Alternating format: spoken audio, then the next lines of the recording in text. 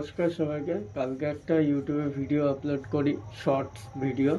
তো সেখানে দেখাই যে একটা বাচ্চা রং খেলার মধ্যে একটা বয়স্ক মহিলার গায়ে রং দিতে যায় পিচকারি নিয়ে।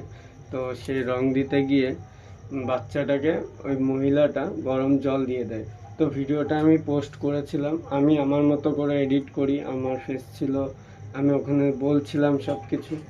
তো তারপরেও কেন জানি না ইউটিউব থেকে ভিডিওটাকে গাইডলাইনের আন্ডারে রেখে, ওরা চাইল্ড সেফটির আন্ডারে রেখে ওরা নানান রকমভাবে ভিডিওটা, মানে কোনো রকমভাবে আমি এক্সপ্লেন করতে পারলাম না যে হার্মফুল কিছু ছিল না ভিডিওটাই।